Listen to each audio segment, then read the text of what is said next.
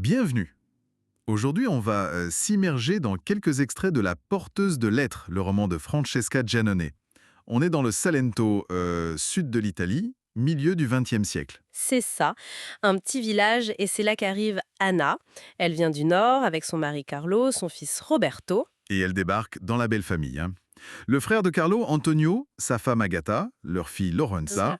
une famille, disons, bien ancrée dans ses traditions. Tout à fait. Et c'est ça qu'on va regarder de près, comment Anna essaie de trouver sa place, les secrets qui mijotent sous la surface, les relations familiales qui sont compliquées. On va vraiment essayer de décortiquer un peu tout ça. Les relations tendues, les désirs qui sont pas toujours faciles à exprimer. Oui, et comment les personnages naviguent entre les traditions d'un côté et puis leurs aspirations personnelles, avec en toile de fond les événements de l'époque. C'est ça notre exploration aujourd'hui. Alors, pour commencer, l'arrivée d'Anna. On sent tout de suite qu'il y a quelque chose, une sorte de friction. Ah oui, immédiatement. Avec Agatha, sa belle-sœur, l'accueil est là, mais il y a ce moment où Anna ne récite pas la prière avant de manger. Elle dit juste «Je ne suis pas croyante». Simple, direct. Exactement.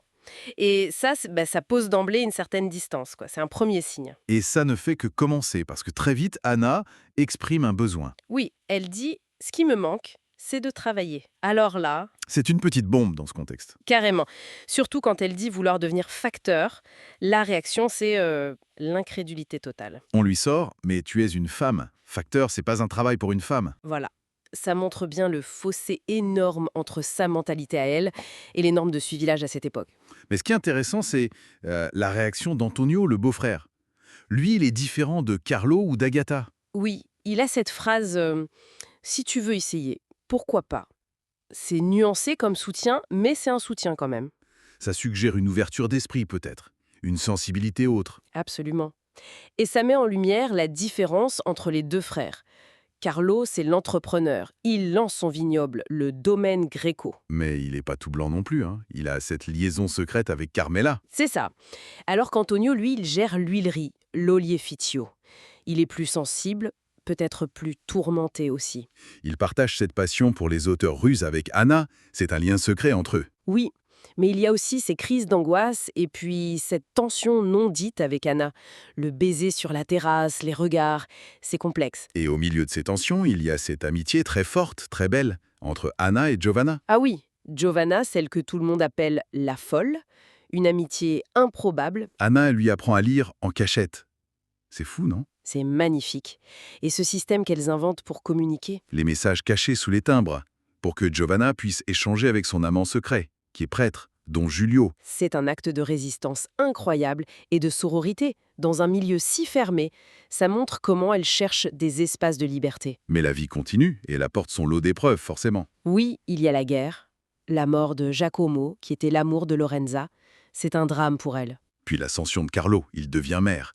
Mais ensuite, la maladie. C'est tout qui n'arrête pas, hein, la perte de cheveux, et puis sa mort. Juste avant ça, il y a eu des moments forts, symboliques. Anna, qui se coupe les cheveux, juste avant le vote de 1946. Un geste fort, oui. Et son vote, secret, pour le Parti communiste. Ça en dit long sur elle. Et c'est la mort de Carlo qui va faire éclater un autre secret, un gros secret cette fois. Ah oui, le testament. La bombe. Carlo laisse une part non négligeable de son héritage 30%, hein. à Daniel, le fils de Carmela, sa maîtresse. Le choc que ça a dû être pour la famille. Ah ben oui, imaginez. Ça rebat toutes les cartes, ça ravive toutes les tensions. C'est peut-être ça qui motive Ama ensuite à créer la Maison des femmes. Un espace d'émancipation en quelque sorte. Exactement. Pendant ce temps, la pauvre Lorenza, elle est coincée dans un mariage malheureux avec Tommaso. Et il y a des signes inquiétants. Cette cicatrice sur son bras, on parle d'automutilation. C'est sombre. Et tout ça culmine dans une confrontation terrible, non? Entre Anna et Antonio. Oui, après la disparition de Lorenza, là, tout explose. Des années de ressentiment, de non-dits qui ressortent. Anna qui l'accuse directement. Quand as-tu jamais révélé la vérité à Carlo? Elle fait allusion à quoi au juste? Peut-être à Daniel. C'est la question. Et la réaction d'Antonio est violente, il la gifle. C'est vraiment le point de rupture final entre eux. Cette scène, elle concentre tout en fait. C'est ça, le poids écrasant des secrets de famille qui finissent toujours par avoir des conséquences. La lutte d'Anna pour son indépendance dans ce monde qui la rejette. Et cet écheveau complexe d'amour, de perte, de devoir, de rancœur, le tout dans ce contexte historique bien précis. Oui, ces extraits montrent vraiment comment les secrets, les choix, les contraintes sociales façonnent et parfois brisent les vies des personnages. L'émancipation face aux conventions, c'est un thème central. Et on reste avec cette question, finalement.